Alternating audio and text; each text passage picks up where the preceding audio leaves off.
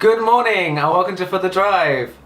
Today is a really shit intro. And welcome to my first Q&A video. I have now reached nearly a year of this channel. I am joined by my friend who quite often comes on my car adventures with me. There he is. I've compiled a small list from Facebook and Instagram. Thank you very much for you guys actually sending in some questions. I will do my best to answer them all. So I think let's get going.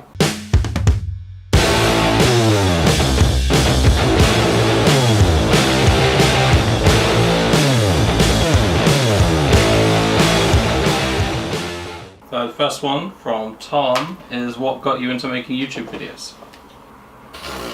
I've been a big fan of cars for more or less my whole life, I guess. So we were talking about that we wanted to have Record of the car trip. yeah, like nice.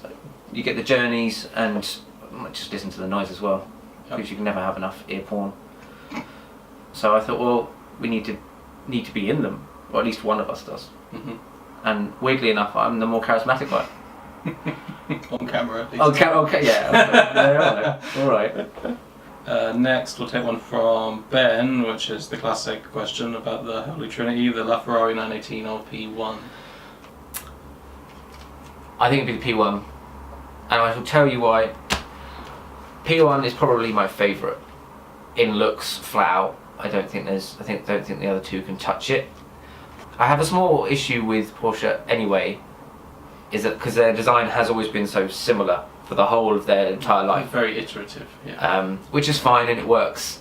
They make incredible sports cars, don't get me wrong, but it almost looks dated even though it's brand new. Mm. The Ferrari is, as much as it's a better looking car than a 918, and it's probably one of the most outrageous looking Ferraris in terms of that front end nose. Yeah.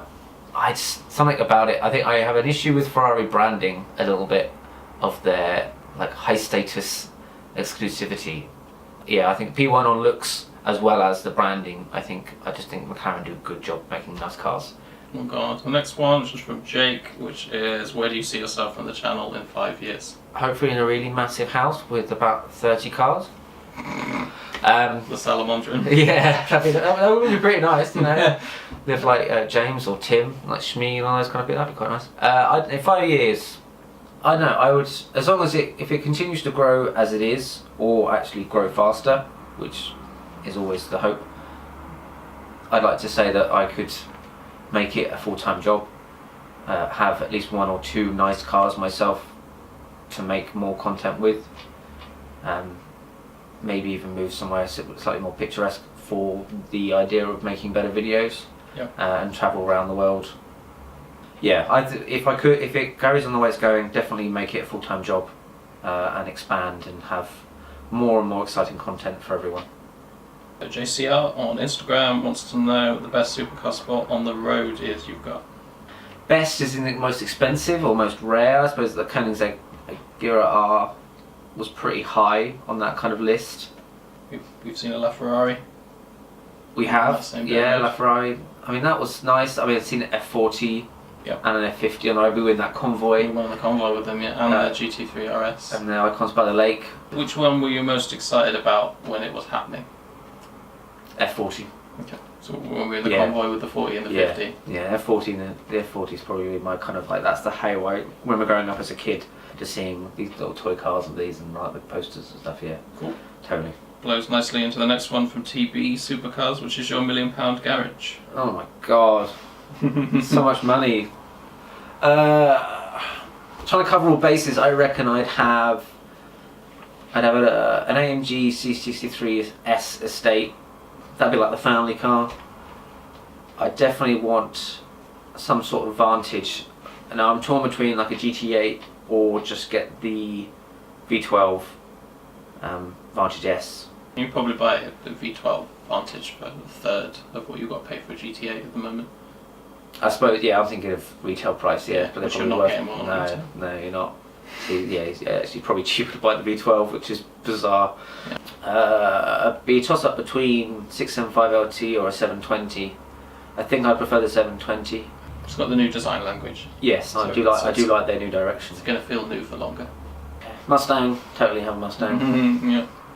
So but that's like we'll say a brand new one. Let's go wild. Let's go 40k. Whoa. Pushing the boat out now. Careful. Bentley Continental is pretty nice, but I couldn't tell you which sub-category of which one because they have so many. So like the Super Sport or the Continental GT? I think if it was going to be that kind of car, I think maybe the Continental GT. Ferrari F12 GTP.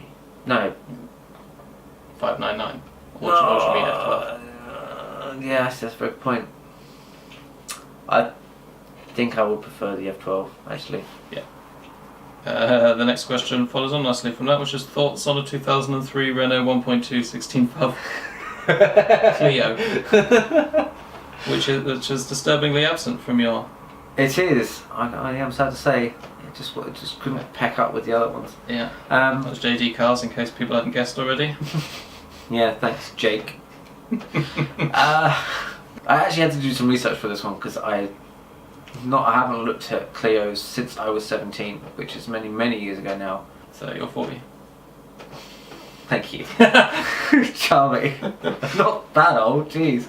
It's perfectly fine. I had 2 Clios when I first started driving. Nothing as nice as that. One for each leg. Yeah, basically, that's what I needed. It's so low on power. Roller skating. They are actually quite fun to play with. Like you don't expect any sort of luxury from it. They are budget cars, but they're actually quite fun. I used to squeeze 5 people into it, and the suspension used to almost bottom out. But you didn't care at that point because it was like the first car. It was freedom. So I think for the first car, actually, a car like that's probably one of the better ones. So one from Tom. Which is, if you could go back 12 months, what advice would you give yourself? About the channel. I presume he means in the context of the channel, Oh, but okay, you could right. go wildly off piece. I was going to say that's a whole new video. Do not eat the salmon. Yeah. Don't eat that steak tartare in France because that was a bad. Yeah. Yeah. Okay. In context of channel, I would probably go back and say, go for broke. As daunting as it is, like putting yourself out into the channel, and like trying to be the personality, as it were. The quicker you can just kind of create persona, and the quicker you can just get over the fear of people watching and maybe not liking it or making laughing at a mistake, the better it is, because it's just such a longer, you get such a huge reward from being able to just pick up the camera and do it. So I think if someone could tell me it's it'll be fine, just do it, then I'd probably be more confident by this point. Another one, which is actually from me yesterday, No. which is if you could only go to one event a year, which event would you go to? Yeah. I'd probably say Goodwood Festival of Speed. Well, actually, it's between that and Top Marks, actually. Although I've never been to Top Marks, everything I see from it is just out of this world. Yeah, just a bit more exotic. Yeah, but less new stuff. I think for the overall experience of one event, I think Goodwood has it all. Has all the new cars, has all the stalls. You have all the cars that have been through heritage, like the racing, and then you get the hill climbs. I think if I had to go to one, and it's nearly a week. Your Thursday to Sunday, it's every day you go there and see if you wouldn't miss a thing. It's only 45 minutes away. There's also, So you don't even have to fly or drive for 11 hours. No, so no, definitely Goodwood Festival Speed is probably the best. On to another one that I thought of, because I'm really good at this, which is so modest. which is of cars that we know are coming.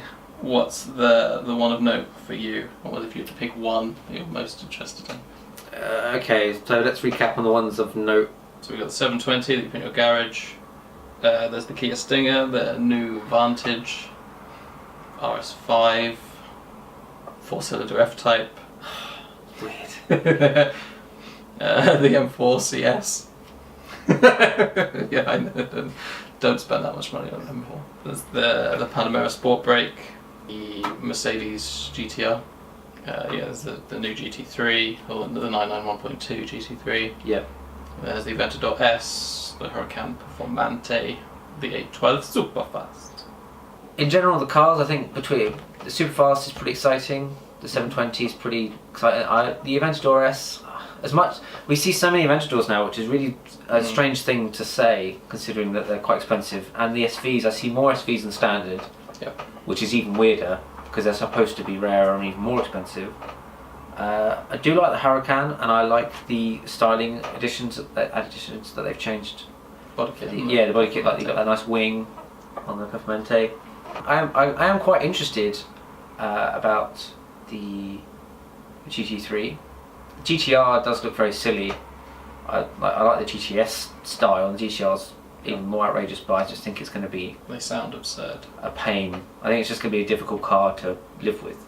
Yeah. Just on looks, like just from like the, from my distance that I am. Ride hard. Yeah, I think it's just going to be one of those kind of difficult things. So, and the Panameras, I love the new wing. That like transformer wing is excellent. I think that's a really good design idea.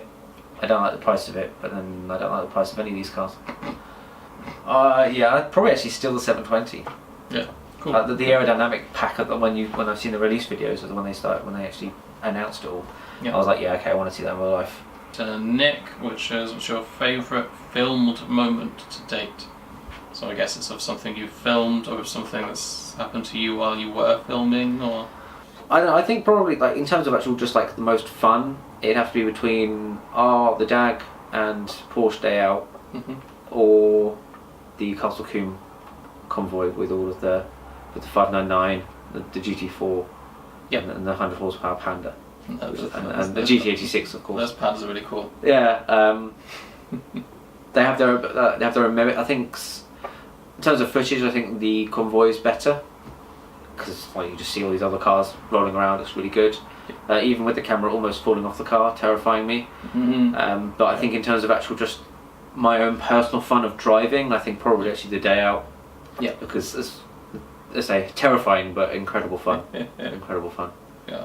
Okay, next one is favourite car driven, which is also another beautiful question from me. Which unfortunately doesn't have that a wider range that I'd like. No. Because what we got, I've driven all manner of cheap cars, which is not even worth mentioning. Yeah. My Jag. Yeah, so the M3. M3. So yeah, F80 M3. You've done the Cayman GTS. You've done the 718 Cayman, the 718 Cayman S. And I've driven an S and the standard. Yeah, one both of Boxster from and what you Cayman. did. Mustang. Mustang, yes. The newest Mustang. 235i. Yep. BMW, Mercedes CLA 250. Yep. Audi S3, S1. Road driving, I would probably. The M3 was scary. It's like, you put your foot down and just like click on the paddle to shift it. Oh my god. That was insane. But I think in terms of actual handling, probably it has to be the Porsche. I mean, they're still, even though they're really lightweight, they feel really heavy and planted. If someone said you could just have one of them now, so just anything you've driven, you can just have added to your garage. I'd probably actually go for a 718 Boxster S. Yeah, nice. Because that's in orange or blue. Blue. Yeah. I think I'd have the blue. The Miami blue. Yeah, that's a pretty nice blue. Because I was so blown away at how well balanced it was for a convertible. They're very fast. And it's definitely the nicest looking convertible Porsche. Yes. That I think they've made today. Like, I don't like the humps on the back of the convertibles. Hump. Yeah, yeah. But no, 718 is probably the nicest looking, and even though you've got like a turbo flat 4 in it, it's still more power. It's fast. Yeah, It's very fast. And you can get exhausts modified to make it sound a bit more characteristic, and Sure. so yeah, I know if I could just have that, I'd probably just have that one actually. And we are on to the final question from JD Cars, which is when is Mustang?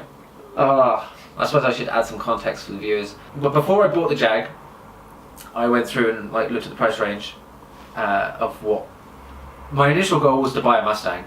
And then I started looking at other practicalities and like things like that, and fuel economy and all those things that you kind of need to at least be aware of when you buy a new car. And unfortunately, as much as the Mustang is an incredible car, it was totally impractical, almost unusable for anyone over 5'6" in the back.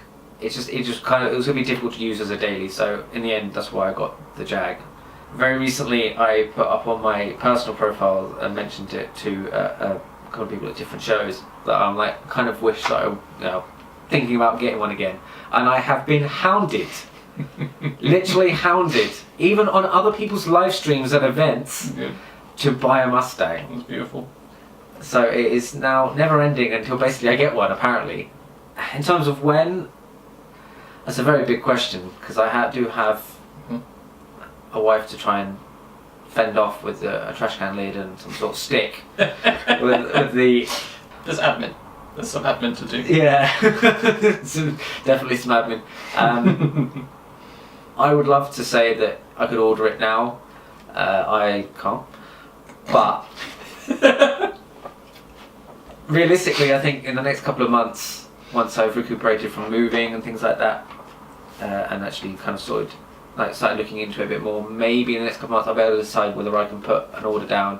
There is always a waiting list for the Mustangs. I don't think it's as bad as it was when they first came out. About 7 months, I think, at the moment. Yeah, which means that if I put one down now, it still wouldn't arrive till next year anyway. If you bought a new one. If I bought a new one, which I kind of like the idea of, because it actually gives me more time. Yes. But then also I don't want to wait 7 months. So let's say I'd have to look at it and see whether the price drop of buying a second-hand one is enough. Yep. And whether they can get the figures to match out to what I want. Mm-hmm. And then if not, then it'll be like, okay, well I'm going to order it, spend the deposit, and then wait, and then potentially walk away with a brand new Mustang. In my mind, it's on the cards. I'm not saying yes or no. In a couple of months, hopefully, I'll know whether I can definitely go for it or whether I'm going to have to kind of let that little dream die. But yes, no, I'm sure I'll continue to be hounded until I either put some sort of other video up saying I'm definitely ordering it or not. Shut up and leave me alone. But anyway, well, I hope that's kind of answered anything. If there are any more questions you want me to answer, then please feel free to put them in the comments below. I'm sure there will be another. Oh dear. I'm sure there'll be another Q&A at some point soon. And if you see me at events, you can always ask me and I'll answer the best I can. Thank you very much for watching. I hope it hasn't been too painful. You're such a douche.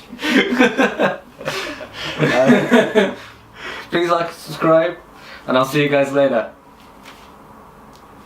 That's actually a really good ending.